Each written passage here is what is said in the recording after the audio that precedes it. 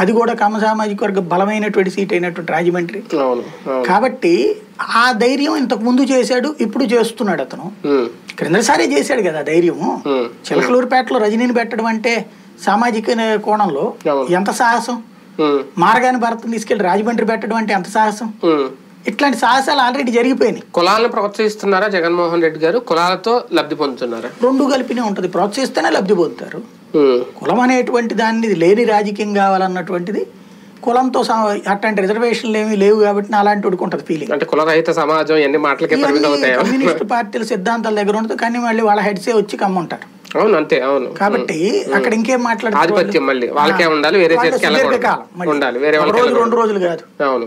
కాబట్టి ఇవన్నీ ఉపన్యాసాలకు బాగున్నాయి కానీ గ్రౌండ్ లెవెల్లోనే చేసి చూపించాలి కదా. ఇప్పుడు భారతీయ జనతా పార్టీ వీళ్ళందరూ బ్రాహ్మణవాద పార్టీ అనేవాళ్ళు.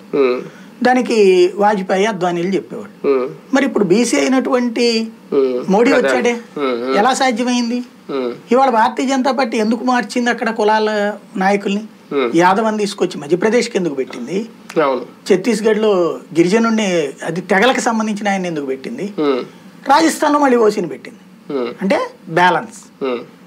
అది నీ చేతిలో పవర్లోకి రాకముందు 100 ఉపన్యాసాలు చెప్పు, నేను బీసీల అభ్యున్నతి చూస్తా, ఇదేది. సాధారణంగా ఇక్కడ ఒక సమస్య ఏముంటుంది అంటే తెలుగుదేశం పార్టీకి కూడా సుదీర్ఘకాలం పాటు అది అధికారంలో ఉంది, 20 సంవత్సరాలు అధికారంలో ఉంది.